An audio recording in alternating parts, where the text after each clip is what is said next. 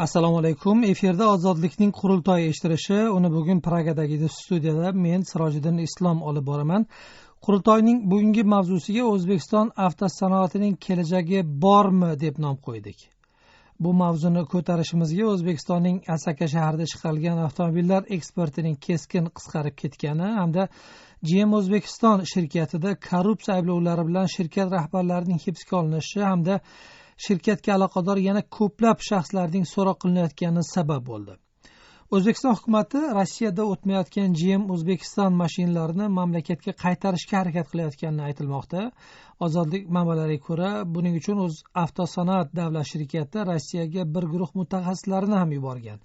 Gap qancha avtomobillar to'g'risida bo'layotgani aniq emas. O'tgan oyda GM O'zbekiston mashinalari eksporti bilan bog'liq jinoiy ish sxema fosh bo'lishi ortidan korxona rahbari hibsga olingandi. Eslatib o'taman, O'zbekistonda ishlab chiqarilgan mashinalarning asosiy bozori Rossiya hisoblanadi. GM O'zbekiston Rossiyaga eksport qiladigan mashinalar bilan bog'liq janjal o'tgan oyda Prezident Islom Karimovning Moskvaga safaridan keyin kuchaydi. Prezident Karimov Moskvadan qaytishining ertasigayoq GM O'zbekiston bosh direktori va ayni paytda O'zavtosanoat boshqaruv kengashi raisining o'rinbosari Tohir Jalilov hibsga olindi. Rossiyaga eksport qilishga mo'ljallangan mashinalarni O'zbekistonga qayta olib kirish, sotib sxemalari yordamida katta miqdordagi pullarni o'zlashtirganlik aybi bilan 10 dan oshiq odam, jumladan Jalilovning o'g'li va MXX xodimlari qo'lga olinganini Ozodlik manbalari oldinroq bildirishgan edi. Buning ortidan GM O'zbekiston qo'shma korxonasida boshlangan tergov jarayoni bois bosh vazir o'rinbosari va ayni paytda Avtosanoat boshqaruv kengashi raisi Ulug'bek Ro'ziqulov vaqtincha ishdan chetlatilgani to'g'risida ma'lum bo'ldi.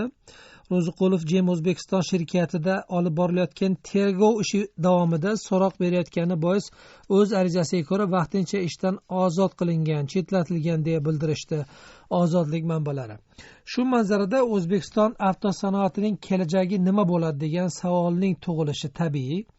Avtosanoatning bugungi ahvoli va kelajagi atrofidagi masalalarni muhokama qilish uchun qurultoy ruknimizga O'zbekistondan iqtisodchi Toshbek va GM O'zbekiston qo'shma korxonasidagi korrupsion sxemalar bo'yicha qator maqolalar muallifi, Shvetsiyadan mustaqil jurnalist Qudrat Bobojonni studiyamizga taklif qildik. Shuningdek, bugungi eshittirishimizda iqtisodchilar va O'zavtosanoat davlat shirkati xodimi fikrlari ham o'rin olgan. Avvaliga so'zni Qudrat Bobojonga bersam, Qudrat, O'zavtosanoatda va umuman GM O'zbekistonda nimalar bo'lyapti? Voqealarning oxirgi rivojlanishiga to'xtalsak, marhamat. Bizdagi ma'lumotlarga ko'ra, mana bosh vazir o'rinbosari Tohir Jalilov qamalganidan keyin uning yaqin atrofidagilar, xususan mulozimlari mana shu shirkatni Ravshan Iskandarov, Zaynobiddin Nizomovlar qamoqqa olingan edi. Keyin bu mana shu korrupsion sxemaga aloqadorlikda ko'rilayotgan MXX raisining qudasi, soliq qo'mitasi raisi Botir Parpiyevning yaqinlari ham borligi aytilyapti mana shu nimada. Demak, bu sxemani atrofida hukumat amaldorlari va mafiya, boyagi uyushgan jinoiy guruh bilan bog'liq guruhlar qamrov ostida va ko'pchilik bu sxemadan manfaatdor ko'rinyapti. Endi GM O'zbekiston atrofidagi janjal O'zbekiston bozorida ham sezilyaptimi? Umuman ichki bozorning ahvoli qanday? Menda hozir bu haqda aniq ma'lumotlar yo'q, lekin taxminan bir 200 tacha o'sha jamloqda yig'ilgan meni manbalarim orqali olingan ma'lumotlarga ko'ra, o'sha mashinaga navbatda turgan shaxslarga sotilgan. Ya'ni bu sxema o'zini ishini qilyapti degan xulosaga kelib chiqadi bundan. Bir tomondan taftish jarayonida GM O'zbekiston shirkatini faoliyati taxminan to'xtab qolganday ko'rinadi. Ya'ni bu taftishchilar mana shu reviziya olib borayotgan guruh, MXX va hukumat amaldorlari shirkatning ishiga ham to'sqinlik qilishyapti. Bu shirkat aslida mana shu korrupsion tizimdan manfaatdor edi. GM shirkati va unga berilgan imtiyozlardan foydalanayotgan amaldorlar. Juda yaxshi. Toshkentga bog'lansak, Toshkentdan demak iqtisodchi Toshbek biz bilan aloqada. Toshbek, GM O'zbekiston atrofidagi o'sha janjal O'zbekiston bozorida ham sezilyapti. Umuman ichki bozorning ahvolini qanday deb baholagan bo'lardingiz? Bilasizmi, ichki bozorda bir qandaydir bir keskin, qandaydir bir sezilarli o'zgarish bo'ldi deb aytish sal qiyinroq bo'ladi. Har xil gaplar yuribdi. Narx-navo tushadi yoki bir narx-navo o'zgaradi degan bir taxminlar, odamlar orasida bir shov-shuvlar, yana bir ijtimoiy tarmoqlarda bir qandaydir bir avtomashinalarga o'rnatiladigan yangi bir narx-navolar ancha bir pasaygan narxda bo'ladi degan gap so'zlar yurdi, lekin hozirchalik bu hammasi mish-mish bo'lib qolyapti. Hali ham ichki bozor yopiqligicha o'sha nima deydi, navbatlar, ya'ni bir talab kuchlimi mashinalarga? Endi bilasizmi, bu O'zbekiston talab kuchliligini sababi bu sun'iy defitsit deb aytsangiz bo'ladiki, ya'ni odamlarni o'zini misol uchun orttirgan mablag'ini o'zi bir xohlagan bir nima deydi, avtosaloniga borib turib bemalol o'sha avtomashinalarni xarid qila olmaslikdan kelib chiqadi deb aytsak to'g'riroq bo'ladi. Shu nuqtai nazardan talab yuqori, talab kuchli. Bu hammasi yopiq bozor o'sha sun'iy defitsitni ta'siri deb aytsangiz bo'ladi. Hali bu tergov jarayoni yoki bir shu nima deydi, natijasida bir qandaydir bir sezilarli o'zgarish hozircha kuzatilmayapti. Toshkentdan iqtisodchi Toshbek edi. O'tgan yil oxirida Rossiyada o'zbek avtomobillari savdosi 51% ga qisqargani to'g'risida xabar qilingandi. Yevropa biznesi uyushmasining avtomobil ishlab chiqaruvchilar qo'mitasi bergan raqamlarga ko'ra 2015-yilda Rossiyada sotilgan o'zbek avtomobillari soni 16 mingdan kamroqni tashkil etgan. Ayni uyushma 2014-yilda ham Rossiyada o'zbek avtomobillari 1/3 hissaga kamroq sotilganini bildirgandi va bizga yetib kelgan so'nggi ma'lumotlarga ko'ra yil boshidan buyon, demak, birinchi chorakda o'zbek avtomobillarining savdosi Rossiyada 14% ga qisqargan. Ammo o'zini avtosanoatning eksport bo'limi boshlig'i deb tanishtirgan Dilshod Toshxo'jayev eksportda muammo yo'qligini aytdi. Uning so'zlariga ko'ra, u biz bilan suhbatda O'zbekistonda mashina eksporti to'xtab qolmagan, shuning o'zida 12 ming donagacha avtomobil eksport qilinishi rejalashtirilyapti dedi. Avvaliga Dilshod Toshxo'jayev bilan bir necha soat muqaddam bo'lgan suhbatni tinglasak. Endi shartnomaga qarab turib o'sha hozirga qanday tushuntirib bersam bo'ladi. Shartnoma bo'yicha shu kelishilgan limitlar bo'ladi. Mana shu limitlarni shu vaqtida yetkazib berilyapti. Qancha chiqarilyapti yiliga? Misol uchun rasmiy ma'lumotlarga qaraganda Rossiyaga O'zbekistondan chiqarilgan mashinalarni eksport qilish sezilarli darajada qisqargan o'tgan yildan beri. O'shani men so'ramoqchi edim, qancha mashina olib chiqilyapti umuman yil boshidan beri? Aytaylik, O'zbekistondan Rossiyaga qancha mashina olib chiqdi? Misol uchun hisob kitobimiz hali nimasiga yetgan yo'q. Yil boshidan beri hozir shartnomani endi boshlandi-da bizda, masalan, valyutaga sotiladi-ku buni shartnomamiz. Shartnomada ko'rsatilgan. Shuni endi biz bosqichma-bosqich hozir endi boshladik uni chiqarishda. Hozir endi meni qo'limda aniq hozir dalil ma'lumot yo'q, sababi hozir xizmat safarida edim. Lekin taxminan bo'lsa ham ayta olasizmi, o'tgan yildan beri qisqardimi yo ko'paydimi? 15 yo'q. Do'stlar, u mashinalar har xil-ku bizda hozir, masalan, Nexia bor, mana H2 bor, to'g'rimi? Cobalt bor. Hozir yana ishlab chiqarilyapti yangi mashinalar. Shu masalan Nexia'dan deylik, Nexia 2dan deylik, bizga zakaz bo'ladigan bo'lsa, misol uchun o'tgan yilga qaraganda 50% pul zakaz bo'lgan bo'lsa, Spark'da masalan 20% kam bo'lishi mumkin. Atak bular bir-biriga balans beraveradi u miqdorida nimasida. Umumiyatlar qisqardimi yoki ko'paydimi? Yo'q, talab ko'payapti hozir. Yildan-yilga ko'payib boryapti talab. Lekin nima uchun bo'lmasa O'zbekistonda zavodlar bir muddatga to'xtab qoldi, avtomobil zavodi Asakadagi? Yo'q, o'zi har yili yil oxirida albatta zavod to'xtatiladi. Sababi bir yillik qilingan ishlar sarf hisob qilinib, keyingi yilga xullas yilga tayyorgarlik ko'p qo'yish kerakda. Xullas hisob kitoblar bor, otchotlar bo'ladi, to'g'rimi? Lekin bu butun dunyoda qo'llaniladigan tajribami shunaqa narsa? Unaqa to'xtatdi, unaqa umuman to'xtab qoladi degan narsa emasda bu. Unaqalik to'xtab qoldi, zavod hozir ishlamayapti degan narsa emasda. Savdo faoliyati vaqtincha to'xtatiladi bir 5 kun 10 kun muddatga. Uzoqlashib 1 oy muddatga. Xo'p, keyin o'sha paytda nima qilinadi? Endi yana davom etadi endi. Ham boshqa paytda nima qiladi u paytda? Endi hammani o'zini отчет hisob kitobi, to'g'rimi? Prihod, расход degandek. Rossiyaga olib chiqilgan paytda shu avtomobillar sizlarda dillik shirkatlaringiz avtomobilni o'sha joyni o'zida aytilgan vaqtga olib borib berishadimi yoki qandaydir bir muddat olishadimi? Bizdagi xabarlarga ko'ra go'yoki 3 oy muhlat so'ralar ekan. Shartnoma asosida ko'rsatiladi bu narsa. Mana misol uchun bizdagi ma'lumotga ko'ra endi Ravon Devu umuman avtomobillarning 2015-yilda miqdori 20.500 tagacha qisqargan, ya'ni 46% ga. Birinchi kvartalda esa 2016-yilda birinchi kvartalda yana 7.000 ga qisqargan, ya'ni 14% ga qisqargan. Siz ko'paygan deyapsiz. Men qo'limda rasmiy ma'lumot bor. Yo'q, men sizga hozir tushuntirib berdim-ku, masalan. Bu sizlar bunaqa ma'lumotlar qadam sizlarga bergan, men bilmadim-ku, masalan. Bu Rossiyadagi Yevropa biznes assotsiatsiyasini bergan rasmiy ma'lumoti, ya'ni hisoblab chiqilgan ma'lumoti, aniq. Aytdim sizga, masalan, Nexia'dan yoki masalan Nexia'dan yoki Spark'dan yoki boshqa turli xil mahsulotlardan masalan ozroq zakaz bo'lsa, bunisidan ko'proq zakaz bo'ladi. Endi o'sha men sizga bunday to'g'ri hozir aniq ma'lumot ayta olmayman. Sababi menda bir aniq bunday hozir qo'limda ma'lumot yo'q. Men o'sha xizmat safaridaman, bundan oldin aytdim.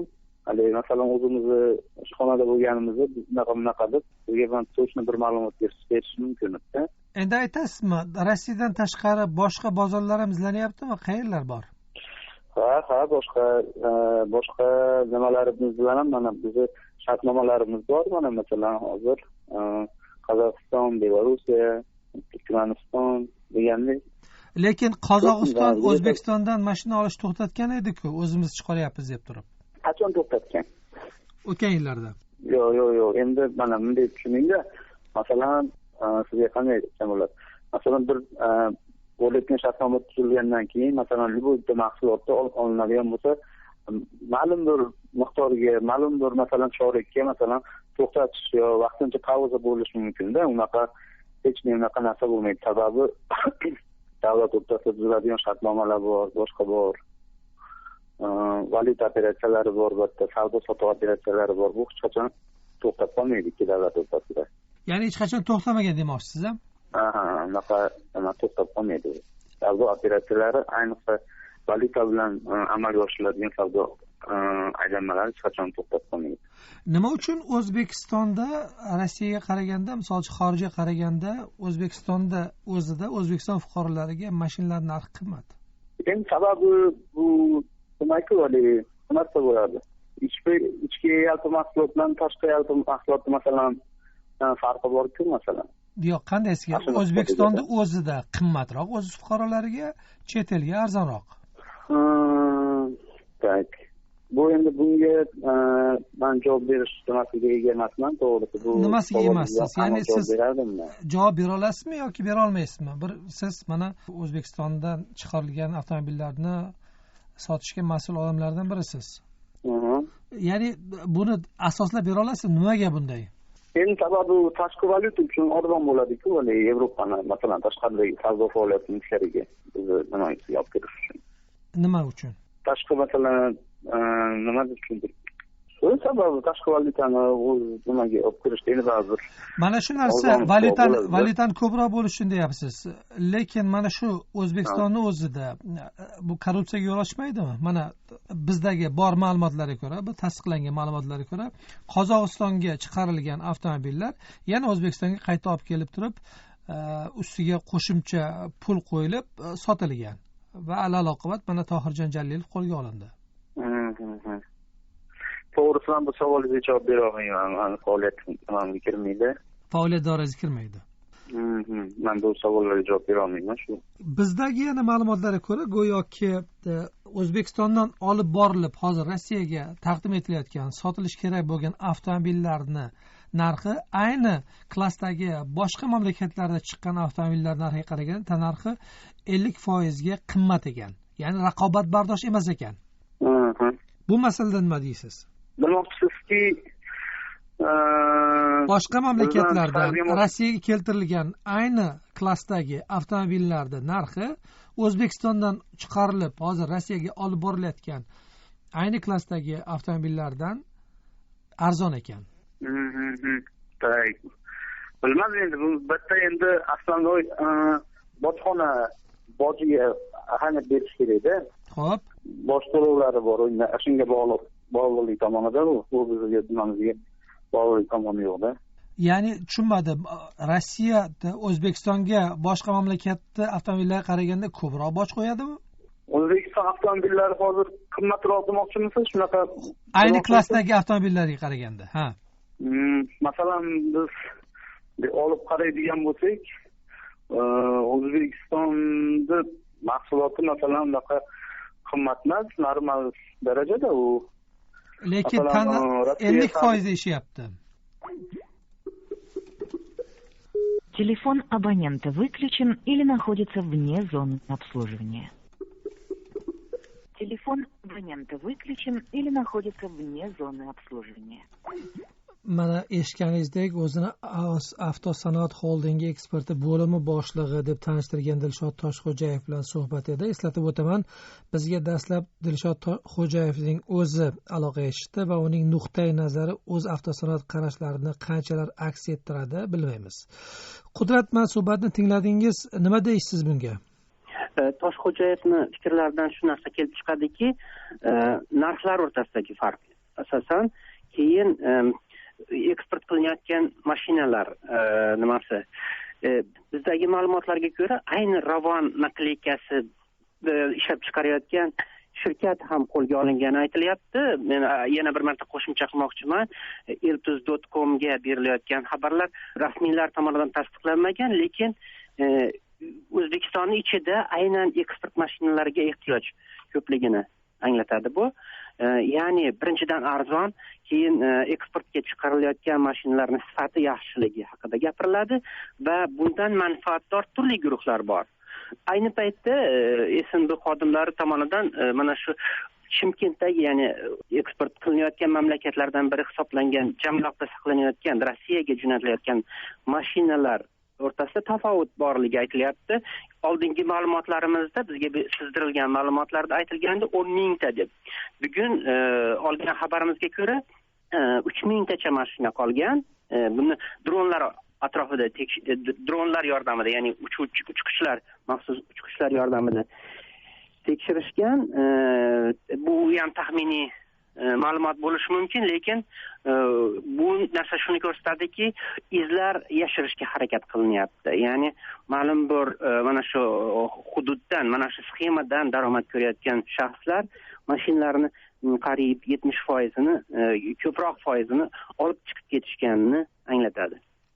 Mana Qudrat siz aytdingiz, Qozog'istonda demak ko'plab mashinalar to'plab qolgan deb turib, Rossiyadan keyin eslatib o'tamiz, o'zbek avtomobillariga eng katta qiziqish Qozog'istonda edi, ammo Qozog'istonning o'zida bir necha avtomobil zavodining qurilishi o'zbek avtomobillariga bo'lgan qiziqishni ozaytirib yubordi. Yevroziya Milliy universitetidan iqtisodchi Safarboy Jubayevning aytishicha, O'zbekistonda ishlab chiqarilgan avtomobillar erkin bozor raqobatiga bardosh bera olmayotgan ekan. Rostdan aytish kerak, yo'qqa tushib qoldi deb aytsa bo'lmaydi, chunki bizda matizga hali so'ranish talab bor, chunki magazinlarda ham turibdi. Uni to'xtadi degani, endi bilmadim qayerdan informatsiya chiqdi, lekin boshqa mashinalarga talab ozaydi. Baribir lekin shunaqa UzAvto sentrlari bor, shu yerlarda savdo ketyapti. Endi oldingidek emas. Asosiy sababi Qozog'istonning o'zi bir 3-4 ta zavod qurdida, shular Rossiya bilan birgalikda, hali boshqa chet ellik Toyota, boshqa kompaniyalar bilan, Janubiy Koreya bilan birgalikda arzon mashinalar chiqara boshladi o'zlarida. o'zlarida chiqarganda bizda kreditka ham beriladi, haligi davlat tomonidan yordam beriladi. Shunaqa bir yo'llar ko'p bo'ldida, shuning uchun O'zbekistonda haligi qimmatroq haligi Chevrolet Malibu degan mashinalarga, Lacetti'ga talab kamaydi. O'zbekistonda chiqarilgan avtomobillar agar Qozog'istondagi o'sha bozorda ko'riladigan bo'lsa, raqobatga chidayaptimi? Ya'ni raqobatbardoshmi? Endi mana bunaqa ochig'ini aytish kerak, mana bu Rossiyaning Ladalari bizni mana bu Aziya avto degan O'zkamen shaharida chiqariladigan Ladaning har xil bir 4 xil chiqariladi-da. Shu 4 xili bilan O'zbekistonning Matizini orasida solishtirganda qozog'istonliklar shu Ladaga ko'ngil qo'yapti. Chunki o'rganib qolgan. Birinchi, keyin u arzon. Haligi Ladalarni 5-6 mingga olib chiqib ketaverasiz. Matizlar $8-9 chiqib ketdi hozirgi ozgina bahosi bo'yicha. Shuning uchun shu aytyapman-ku, mana bu xalqning ko'pchiligi O'zbekistonning mashinalariga qaraganda shu o'zimizning mashinalarga ko'proq ko'ngil bo'lyapti. Endi bu yerda ozgina o'zimizni ishlab chiqarish masalasi bo'yicha yordamlari bor, har xil. Shuni foydalangan odamlar ko'proq masalan kreditga 3 yilga oladi, bir oyiga bir $100 to'lab shu mashinaga ega bo'lib qolyapti-da, shunga aytyapti. Endi Matiz shekilli O'zbekistonning Ravon mashinalariga unchalik yengilliklar yo'q. Uni sotib olish kerak, kredit oformiyat qilish kerak. Kredit oformiyat qilsangiz, haligi bankning foizi ham qo'shiladi. O'zimizning mashinalarga ichida yengillatilgan sharoit yaratilgan. Shunaqa narsalar bor. Qozog'iston hukumati ataylabdan O'zbekistonda avtomobillariga to'siq qo'yish siyosatini olib boryapti deb ayta olamizmi? Endi bu yerda to'siq qo'yish to'g'risida gapirish kerak emas, O'zbekistonni Yevrosiya iqtisodiy ittifoqiga kirmaganligi deb aytish kerak. Tushuntira oldimmi? Masalan, bizda Belarusiyani, Rossiyani, Qozog'istonni o'zining mashinalari, endi Qirg'iziston bilan Armanistonda mashina yo'q. Shular bizda biz haligi bosh solig'isiz kiradi. Haq o'zi внутренний rynokka o'xshaganda, o'z ichki bozorimizga o'xshagan. O'zbekistonga kiradigan bo'lsa, ozgina bo'lsa ham endi Yevrosiya iqtisodiy ittifoqiga kirmagani uchun hali tamojniy to'lovlari bor, ularga ozgina talablari yuqori. Shuning uchun ularning bahosi ko'tarilib ketdi deb hisoblasak bo'ladi. Endi buni shu O'zbekistonga qarshi ishlatyapti deb aytib bo'lmaydi. Mana Safarboy Jubayev fikrlarini tingladingiz. Toshbek, O'zbekistonda konvertatsiya muammosi bor, lekin Asakadagi zavodda ishlab chiqarilgan mashinalarni chetga sotishda konvertatsiya muammosi yo'qligi ma'lum. Ya'ni bir qandaydir chegirmalar bor, yengilliklar yaratilgan Asaka zavodiga. Nega bardosh bera olmayapti shunday bo'lsa hamki? Ya'ni buning boshqa sabablari ham bormi, Toshbek? Endi bilasizmi, bu bizda qurilgan shu GM Auto shu korxonasi asosan o'sha adashmasam shu 96-yil bitirilgan bo'lsa, shu o'zini asosiy eksport mahsulotlarini Rossiya va Qozog'iston mamlakatlariga nima deydi, orientir olgan deb bilgan bo'lsak bo'ladi. Rossiya bozori juda bir katta bozor, aholisi juda ham ko'p, 100 milliondan ortiq aholi bor. Shuning uchun bu Rossiya iqtisodi gullagan mahalda bizani bir nima deydi, Rossiya bilan bir hamkorligimiz, vujudga bo'layotgan eksport nimalar juda bir ura bir nimaga ketgan edi. Asosan bu 2012-yilga to'g'ri keladi deb aytsak bo'ladi. Juda katta boom bo'lgan edi o'sha eksport nimasida. O'zbek rasmiylari o'sha nima deydi, bir katta yutuqlarga erishayotgan hisobot berilgan edi, lekin Rossiya iqtisodiyotiga nisbatan qurilgan shu sanksiyalar deysizmi, keyin o'zini ham bir retsessiyaga kirib iqtisodiyotini reforma bo'lmasini oqibatidan o'sha Rossiya bozori ham qisqardi, nima deydi, bir sotib olish quvvati aholida kamaygani shunday bir oqibatlarga olib keldi deb aytsangiz bo'ladi. Undan tashqari bu GM Auto o'zimizda chiqarilayotgan avtomobillar dunyo bozor raqobatiga uncha chidamli emasligini bir tasdiqlab qo'yapti. Chunki bir yangi avtomobillarni bir turini bir prezentatsiya bo'layotgan mahalda bu boshqa bir o'sha GM deysizmi, boshqa bir avtolarni bir paytlar ishlab chiqarilgan mashinalarni rebrendingi bo'lib chiqilyapti. Bu shu ham bir katta sabab bo'lyapti. Tashqi bozorda bir qandaydir bir o'sha bir raqobat yangilik yaratilgani yo'q. Yo'q, yangilik yaratish uchun bilasizmi, odam o'sha ishlab chiqarishiga investitsiya kiritish kerak, modernizatsiya qilish kerak. Afsuski, bu oxirgi o'sha yillarda Rossiya bozoridagi shu boom har doim bir shunaqa bo'lib qoladi degan bir umid bo'lganmi yoki boshqa narsa bo'lganmi, modernizatsiyaga ko'p e'tibor berilmagan bu jihatidan. Katta rahmat Toshbek. Demak, O'zbekiston asosan xomashyolarni eksport qilishini inobatga olsak, avtosanoat misolida aftidan yirik valyuta daromadidan ayrilayotganga o'xshaydi O'zbekiston. Mamlakat iqtisodiyotini diversifikatsiya qilishga qanchalar tayyor? Men ayni savol bilan iqtisodiyotga oid qator kitoblar muallifi Toshkentdan iqtisodchi Anvar aka Husaynovga bog'landim. Endi hayot iqtisod qonunlari majbur qilyapti. Shu vaqtgacha o'sha marketing siyosati bu zavodni monopoliyaligiga, bu davlat tomonidan shu qattiq qo'llab-quvvatlanganligiga, mamlakat ichkarisida o'sha avtomobil bozori paydo qilishga yo'l qo'yilmaganiga, o'sha monopolist sifatida o'sha oldin Janubiy Koreya kompaniyasi, keyin mana bu Amerika kompaniyasi ham mana shu narsadan foydalandi. Ular o'zlarini o'sha mahsulotlarini chiqarib, ichki bozorda asosan sotishdi. Lekin endi hayotni talabi shuki, birinchidan ichki bozor cheksiz emas.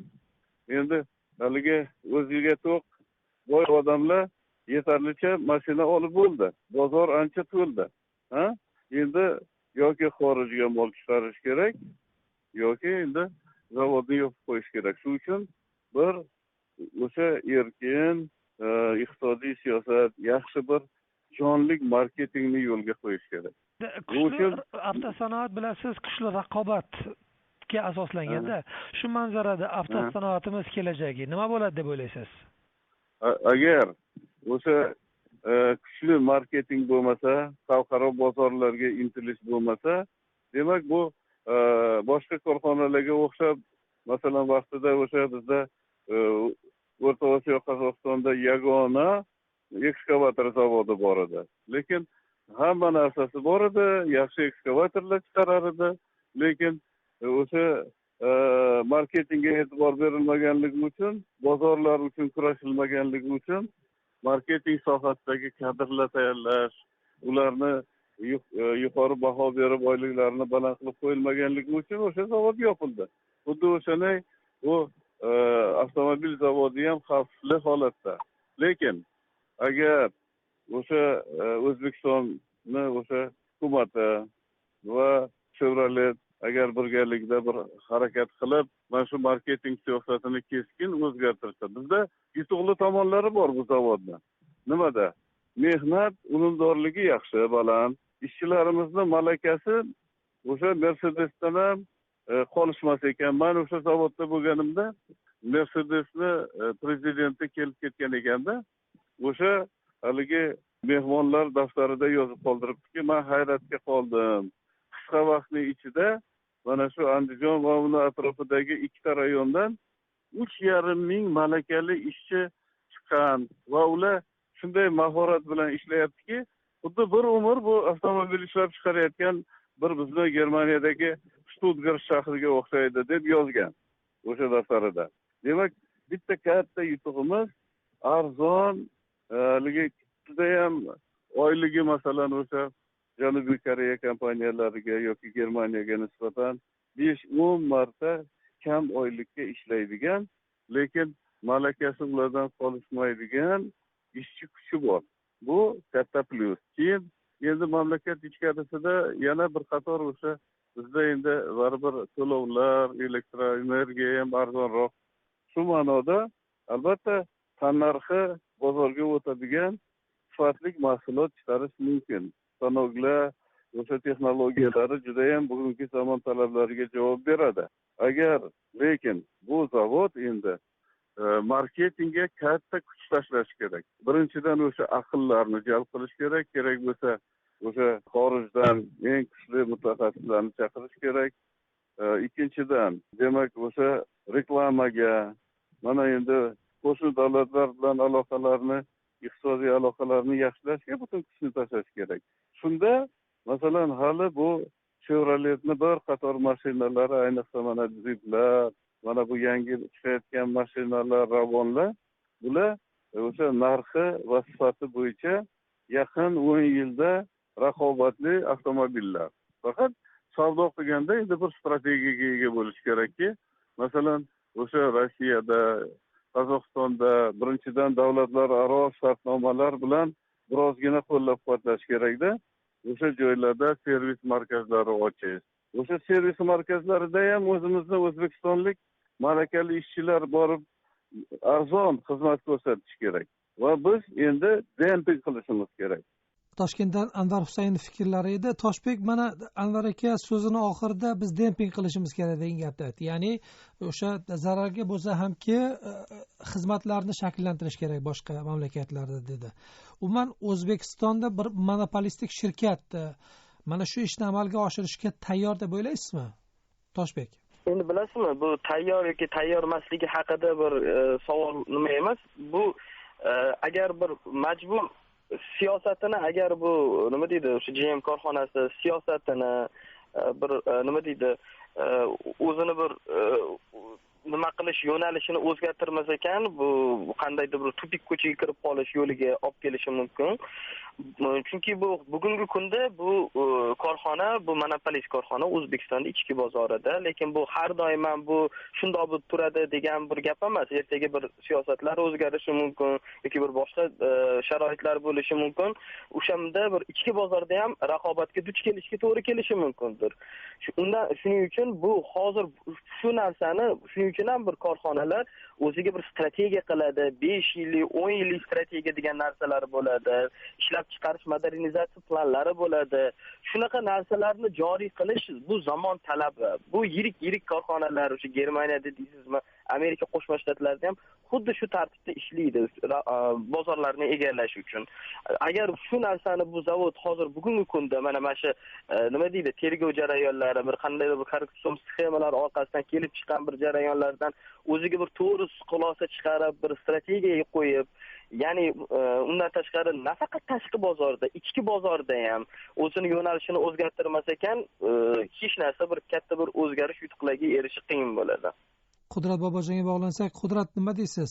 O'zbekistonga qaytib turib, O'zbekiston mana shu sohaga o'zini hissasini qo'shishga tayyor bo'lgan o'sha ishbilarmonlar, bilmadim, yoki o'sha miyalar qaytib kelishi mumkinmi? Imkoniyati bormi shu narsani? Siz mana chetda yuribsiz. Men hozir o'sha haqida gapirmoqchi edim. Shvetsiya ham avtomobilsozlik rivojlangan mamlakatlardan biri sanaladi, lekin bu yerda asosiy rag'bat raqobatga qaratilgan. Ya'ni Volvo va boshqa o'zini sanoatidan tashqari xorijiy mashinalar erkin savdoga qo'yiladi va ular orasida yirik raqobat mavjud.